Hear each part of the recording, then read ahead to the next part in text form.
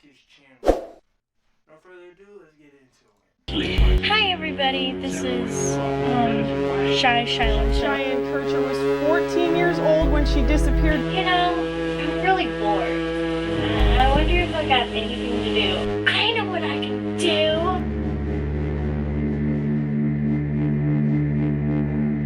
October 2011. Flyers are placed around the small town of East Dubuque, Illinois, asking residents for their help in finding a missing 14-year-old girl named Cheyenne Kircher. A well-known member of the community with a notoriously troubled home life, it was perhaps unsurprising when her family woke to find the girl had vanished, leaving behind just a single note stating, "Mom and Dad, you haven't done nothing wrong, but by the time you get this letter, I will be gone. Don't worry about me, I will always love you. You won't find me because I don't want to be found. So at last I say goodbye. Love, Shy." The handwriting was hers, and most importantly, forensic analysts determined that it was not written under any sort of duress, leaving Cheyenne's case rather clean-cut. She was a runaway, and had left, at least partially, of her own volition. But why exactly did she leave, and where exactly had she gone? Questions that only grew more pressing as the days turned to weeks, and then months. And before the town knew it, Cheyenne Kircher had been missing for an entire year. And aside from one single note, left in the time period prior to her disappearance, Cheyenne had managed to leave essentially no trail behind. That is, in the physical world at least. Hi everybody, this is the new profile of Cheyenne. Despite being described as a fairly socially awkward kid, Cheyenne had found comfort in the world of social media. She frequently posted to her Facebook page and her multiple YouTube channels, which even today sit practically unheard of, with her very first channel hosting just 4 subscribers. But by discovering these accounts, investigators in turn were able to catch a glimpse into what life was like for Cheyenne in the years and months leading to her disappearance.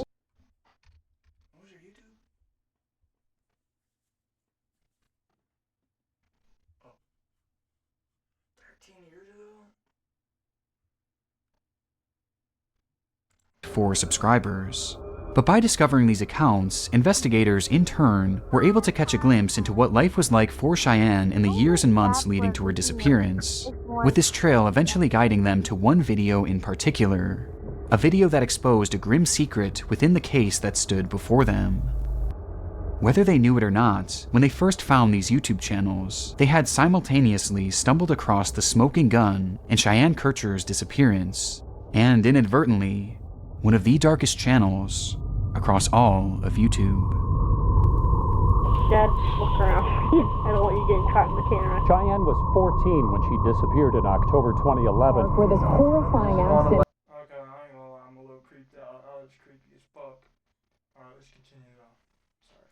Happened around 3:30. I hope y'all scared with me too. I'm terrified. To a realization of something. I ran over there. I'm bleeding profusely here at the moment. Okay. I don't know what happened. Before we get too far into this, I want to thank today's sponsor, PDS Debt, for helping to make this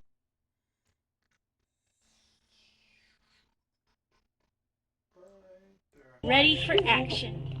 To some, it came as little surprise that Cheyenne would want to leave the house where she had grown up. Cheyenne had lived there with her 3 siblings and her mother, Lori Lyons. And though she never met her biological father, Lori had remarried to a man named Terry Abbas, whom Cheyenne referred to as her dad.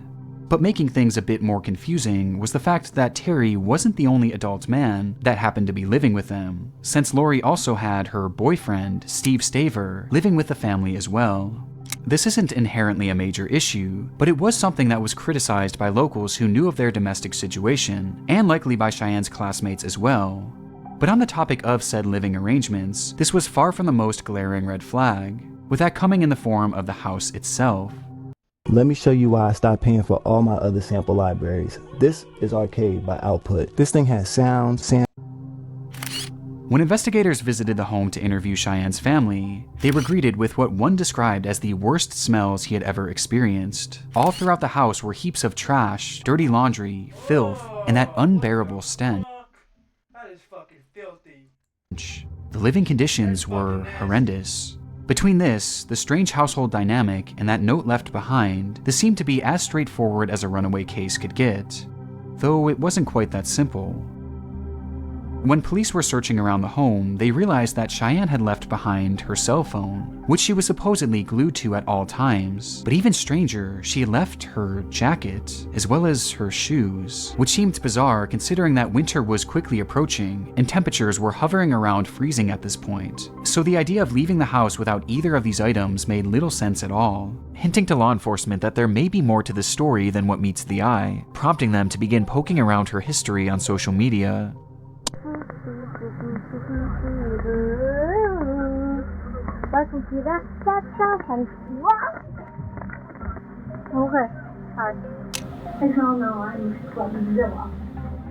Starting almost exactly a year before she vanished, Cheyenne began posting goofy, nonsensical videos to her very first YouTube channel, Cheyenne 2010. That's it. I only came fell on my face. The clips here show Cheyenne's personality. Yo, she okay? That was concerning. I'm not gonna lie. That was concerning. As she's often seen joking around and doing various skits. And though they seem fairly incoherent all these years later, for a child at her age back in 2011, this was the standard for small personal channels. And you can tell that she clearly just enjoyed creating this content, using the channel as sort of an outlet to get thoughts and emotions out into the world, even if practically no one was watching. But dealing with her disappearance specifically, things became far more noteworthy on February 19th, 2011, when Cheyenne launched another YouTube channel called Shy Shy Love 2011. But somebody had took my account, but I'm back on air and I'm ready to make shows. The channel was essentially a continuation of her previous account, but eventually she would introduce a new style of content, one that featured her family members as stars of the show. On numerous occasions, we see her younger siblings and her older brother joining in on the fun, with the group all seeming to have a great dynamic together, acting exactly the way you would expect of siblings their age. But by far her most frequent guest was one who rarely if ever appeared willingly, and instead would be caught in the background, working at his desk or coming in and out of the room where Cheyenne was filming, with that being Terry Abbas, her stepfather. That's my brother Riley. That's that creepy guy that lives downstairs. My stepdad, Terry. Due to the crowded living conditions of her home, Cheyenne never really had her own environment to film in, so she made do with Terry sitting in the background, even throwing some jokes his way as the two would frequently bicker about him being caught on the camera. There's been a lot of things changing over the news. Dad, look around, please. I don't want you getting caught in the camera. Shine, why don't you be quiet? I am. Okay, whatever. Doing my business. Okay. But this never really went past anything other than standard family hostilities. In fact, Cheyenne seemed to love the man that she called Dad, posting about him on numerous occasions across her Facebook page. And as investigators followed the trail across her channel, it seemed that the content on her YouTube page was leading them straight towards a dead end.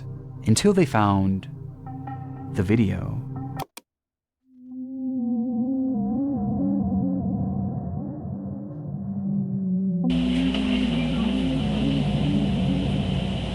You know, I'm really bored. I wonder if I got anything to do.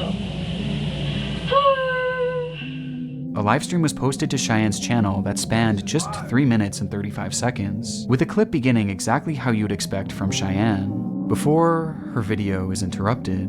I know what I can do.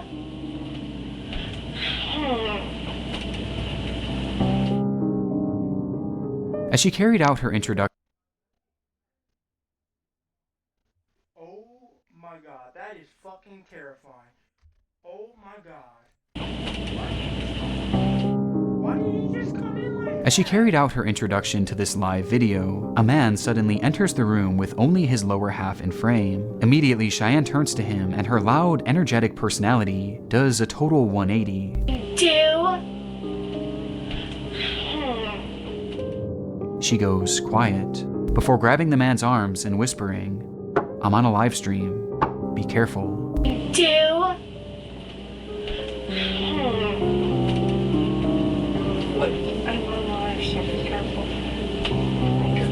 The man acknowledges this with a simple okay, but then proceeds to grab her by what appears to be the neck. This causes Cheyenne to yell stop before falling onto the bed and snapping back into her comedic personality. Stop! Did I say you were in this? No, you weren't. The man then approaches again and begins slap fighting with her, now switching his personality as well, as he starts playing into the joke, very obviously performing for the camera. See how abusive? No, he's not abusive. No! Oh no! You can just. Oh my gosh, no.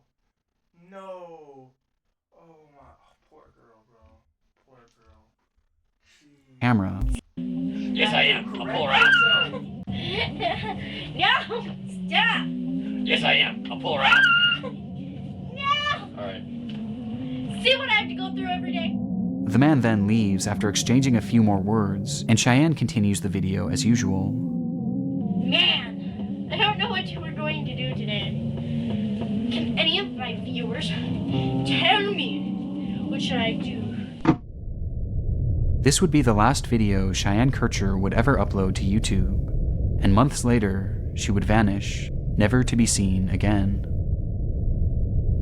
The video insinuates so much: the closeness of the man, the secrecy of it, the way he approached her, and the sudden change in energy from Cheyenne. It all spoke so loudly as to what was happening here, and what had been happening to Cheyenne at the hands of her own stepfather, Terry Abbas. As you will see, hi Dad. Dad, look around please. I don't want you getting caught in the camera. That's that creepy guy that lives downstairs. Oh, I mean, my stepdad, Terry. Cheyenne's home life truly was troubled, even more so than detectives could have ever imagined, as they began uncovering stories where Terry had supposedly been spying on Cheyenne in the bathroom, with these accounts eventually growing more and more heinous, as it was eventually alleged that Terry had begun, with this moment captured on Cheyenne's livestream likely being the attempted start of another attack. Only this time, Cheyenne was saved by the camera, if only for a moment. So with this, investigators called Terry in to speak with him as to what really led to Cheyenne going missing, already knowing at this point that he had likely been for years now. And as Terry sat down for his interrogation, it would not take long for the truth to reveal itself. Well, you got your man. Hey, you got Terry Abbas. Cheyenne is not with us. She's gone. Before I knew it, I was standing over her body. Last time I remember, my head was over her neck for some reason. Just over her neck and doing what? Squeezing, I guess. Don't do it! You can still earn income while learning how to code! I'm a janitor! There's no experience. As Cheyenne began to grow older, Terry knew that the things he had been doing to her were at a greater risk than ever of being exposed to the world, and Terry didn't trust her to keep that secret, so he had to take care of things himself. One night, he would go into the woods behind the family's home and begin digging, carving out a large hole multiple feet below the surface, the perfect size for a body. The next morning, he would then lure Cheyenne outside of the house under the guise of playing a game, and once they were sufficiently away from the home and covered by thick brush, he wrapped his hands around her neck and began to squeeze, ending her life right then and there before proceeding to bury her body in that pre-dug grave. But if this was the case, then how do you explain the note? Well, to show just how premeditated this all was, about a month before she had vanished, Cheyenne was told by Terry that they were going to pull a prank on her mother, one where she would pretend to run away, leaving behind only a note. But rather than going through with the prank, Terry decided to instead keep that note for a later date, thus giving him the perfect decoy to take any suspicion off him once he carried through with a murder. Terry Abbas was eventually sentenced to life in prison, where he will rot away for the rest of his days. This is how. Oh god. Oh god. Oh my goodness. Holy shit. What is that? Don't be like that, guys. Don't be like him. The context of it all makes the videos across her channel that much more unsettling, with the worst being that final upload. But what's perhaps most disturbing is that this was just one brief moment in what was likely a constant stream of abuse. And it's absolutely heartbreaking to think of all that Cheyenne had to endure when the cameras weren't rolling. Okay. Bye.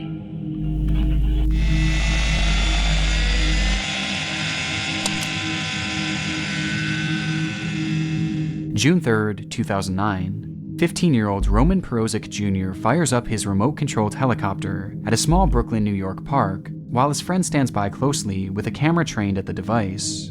For many, RC flying is viewed as nothing more than a recreational activity, but for Roman, this was more than just a hobby. It was his life, and his passion and practice gave him the ability to perform tricks that, to an outside observer, seem utterly impossible.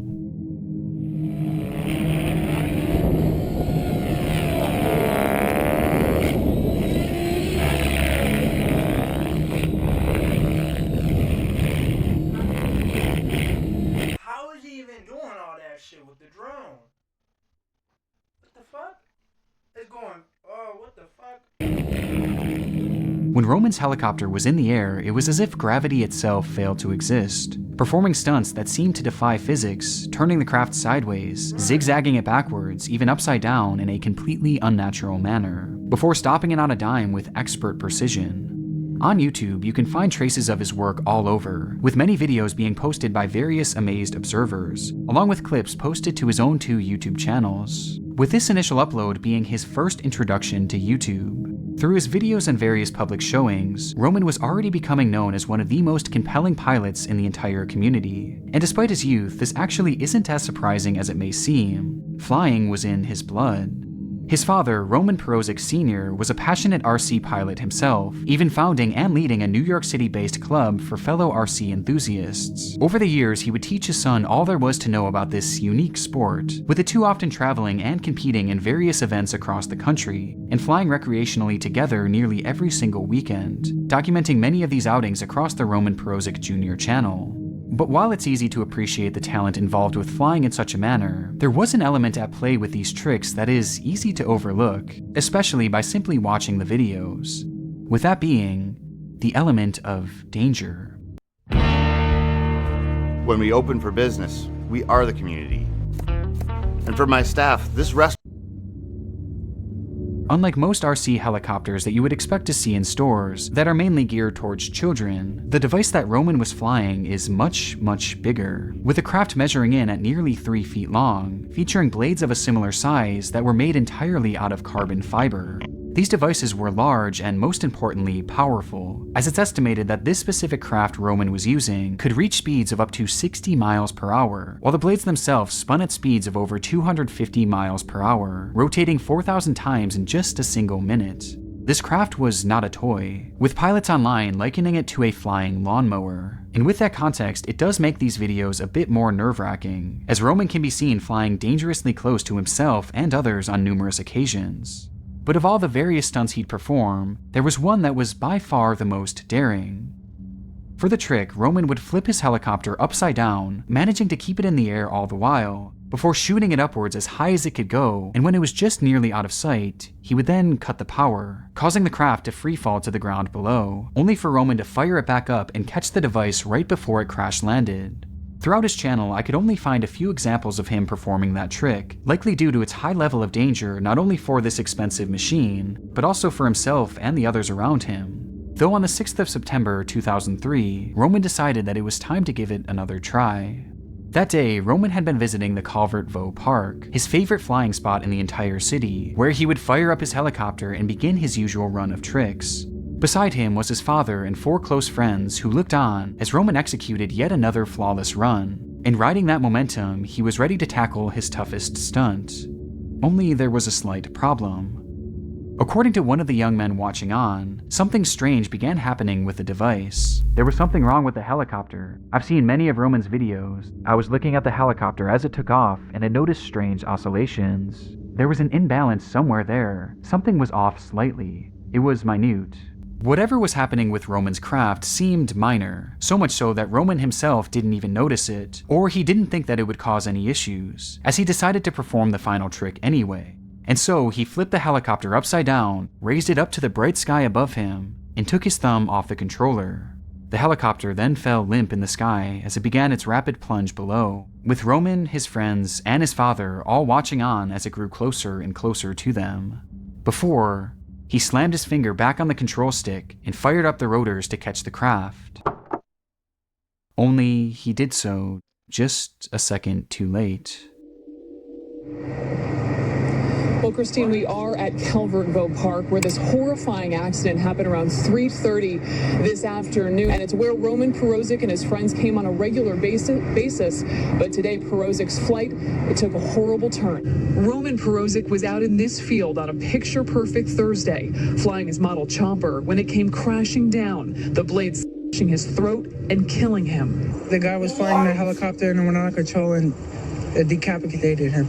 Officials say Perozic was out here with 4 friends. They all witnessed the horrifying crash.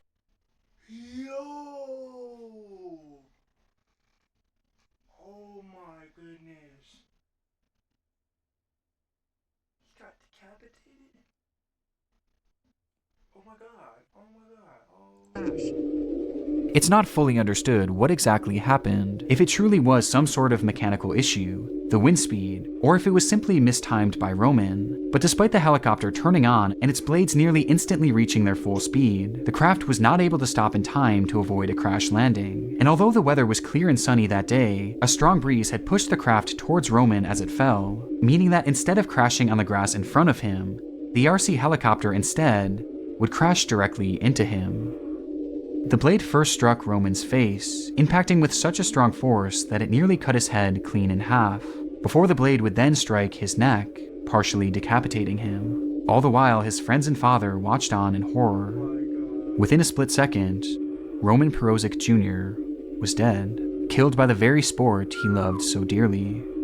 David Schweikert's When Roman posted his first video to YouTube, there was no way of knowing where his passion would take him and what it would all lead to. And at this time, it's evident just how dark this channel has become due to the backstory surrounding it. But there's also another perspective here to consider, as through the darkness, there's actually something quite beautiful about his channel, as thanks to it, his incredible work has been forever immortalized. And despite Roman's death, his passion for piloting RC helicopters and his extraordinary skill will live on and continue to leave people amazed for years to come.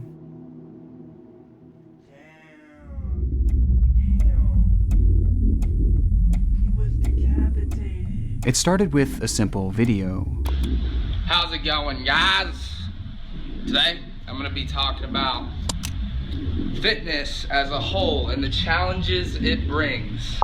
Posted by Austin Harriff, an 18-year-old college student living in Juniper, Florida, Fitness Challenges and Overcome was the inaugural upload to his YouTube channel called A Frost.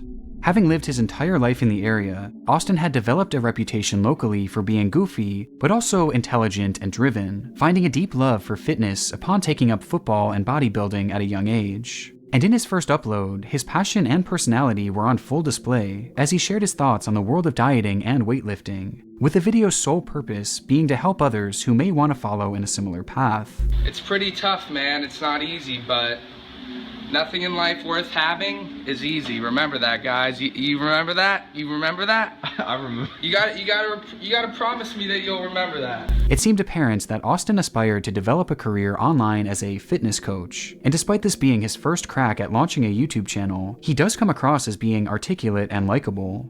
And aside from some general awkwardness due to the lack of polished editing, Austin appears entirely normal, a stark contrast to what was soon to come.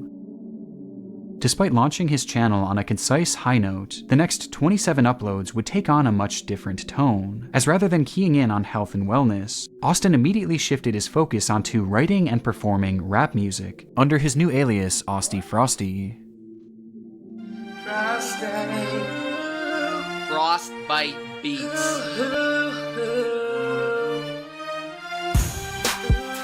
I roofie Bill Cosby. Cosby Show. Get him to show me. We're gonna continue. This music is not for everyone, to the point where it's almost indiscernible from irony. However, the persistence of his uploading hints that this went far past your standard joking, as there were moments in these songs where it genuinely felt like it was coming from a different person entirely. There's a hobo on the street corner, and he says, real talk, homeboy. Oi, Someone who seemed somewhat disconnected from reality, as hinted at further when he eventually returned to the camera's forefront.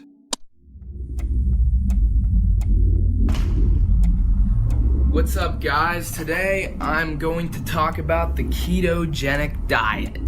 After his run of consecutive music uploads, Austin began appearing on camera yet again, where his once articulate and well put together self began moving and speaking more sporadically. And other low-starch vegetables like spinach. With my baby, with my baby, yeah. Get hoes, get money, get bitch. What did you just sing in Fetty Wap?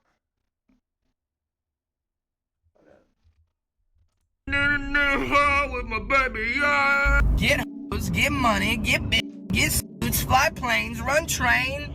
I'm a man. Even his editing began to change, with unusual clips being interjected for no discernible reason. Ketosis helps your body get into this caloric deficit. Cutting carbohydrates may sound difficult. Even given the small sample size, it was clear that Austin's behavior was changing. And although traces of this changing persona were starting to be seen on his YouTube channel, this behavioral shift was far more evident for those who knew him personally.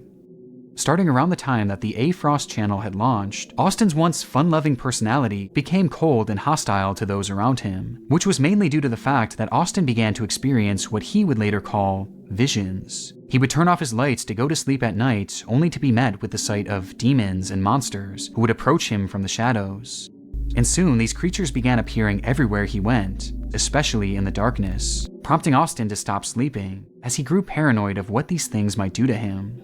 As a result, his mental state fluctuated even more, and he soon thought that perhaps he was a divine being himself, a god of sorts, maybe even Jesus Christ. His descent was jarring and extremely concerning, and at the rate he was going, it seemed certain that something was bound to snap. Until... Your friends and family are voting. Everyone is voting. Who you vote for is private, but whether you vote is public record. So don't be the only one to sit it out. Have a say. Vote by November 5th. What if I told you that you could block all ads or get paid to see them? My name's Brandon Moore. I'm an engineer here at Pi, and a breakthrough. Until a breakthrough. I came to a realization of something.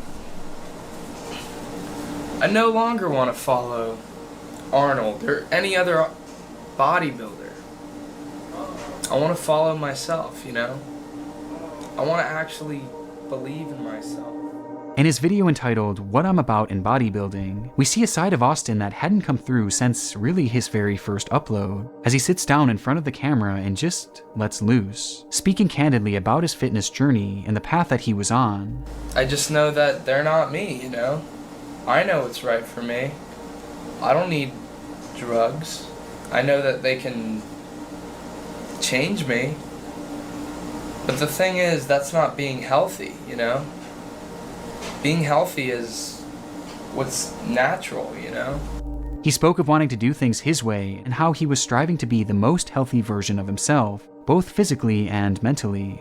It's almost shocking how calm Austin seems here, just based on his prior uploads. But despite appearing like a positive sign on the surface that Austin was perhaps finally getting the help he needed, there was still an air of uncertainty to it all. And there was really no way to know at the time whether his demeanor in this video was a sign of better... Peace out. Peace. or worse things to come. On the afternoon of August 15th, 2006, Austin had joined his father and his father's girlfriend out for a nice dinner, with the family taking their seats and waiting to place their orders. But Austin wanted no part of it, as he sat there silently, his mind stewing all the while, until he just couldn't take it anymore. For some reason, it was all just too much, and he stood up and left the establishment without saying more than a few words. Outside, he began to walk, then jog, and then run, sprinting in the direction of his mother's house, who lived nearby. He barged into the then empty home and felt the overwhelming urge to chug the nearest liquid he saw, But it wasn't alcohol or anything close. No, it was vegetable oil, as he guzzled down nearly a full bottle of it before leaving the home and heading back towards the restaurant, this time confronting his father, yelling and even attempting to hit him for no apparent reason whatsoever. Once more, he just couldn't take it, and he fled the restaurant again, as his mind felt as if it was crumbling with each passing second, until he got outside and was met by the sight of something utterly horrific. It looked like some sort of creature, standing there just staring at him. He screamed at the top of his lungs and began sprinting away into the dark night. He ran as fast as he could, desperately calling for help, desperately looking for help, until he saw a bright light in the distance. Salvation, he thought, as he sprinted towards it and then directly into the light.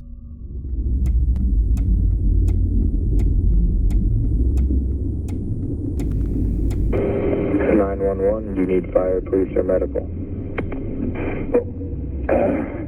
Police and medical. Don't open that. Don't open that. Fire rescue, what's your address?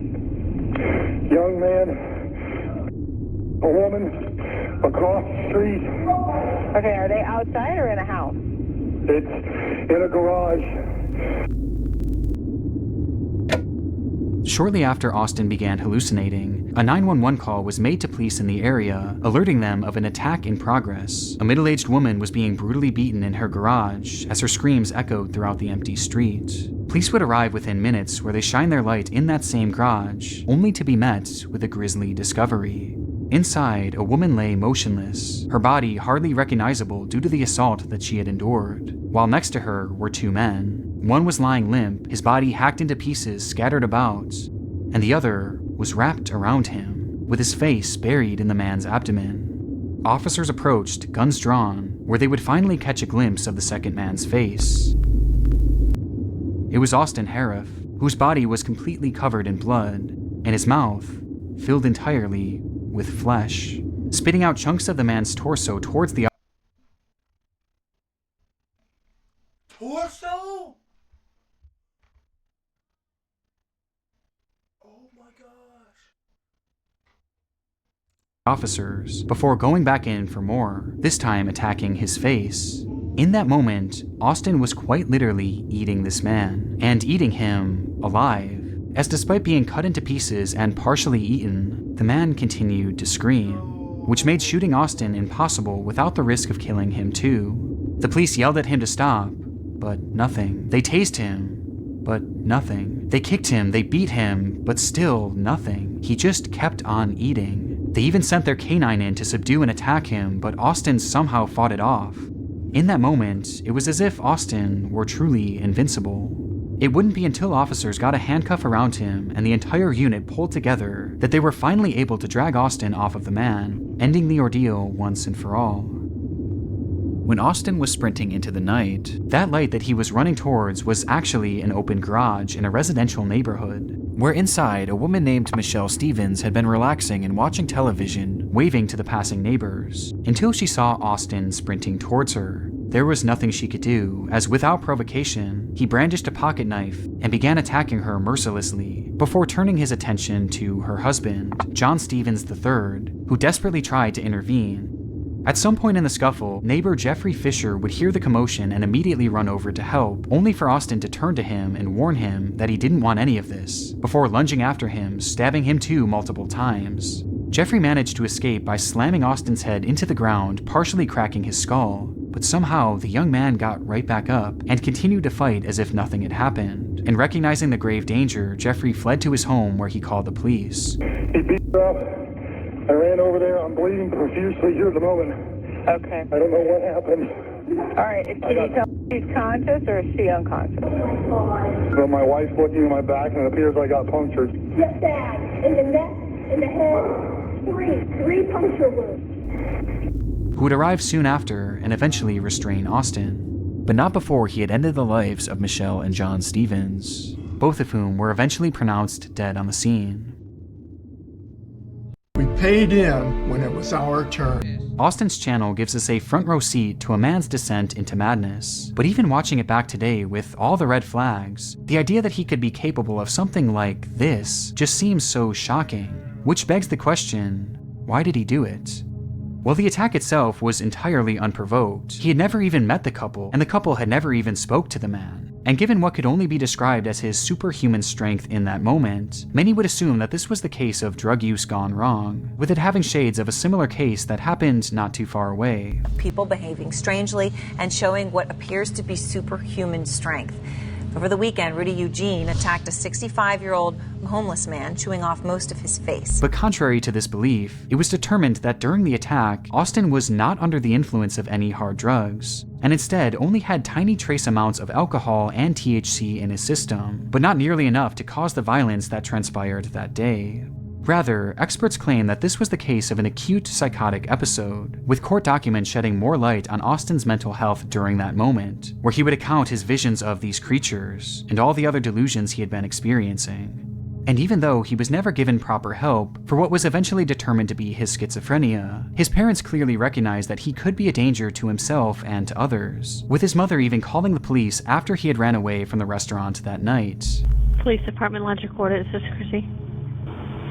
Yes, I don't know how to do this. My son, he's kind of taken off, and I'm concerned about his own safety.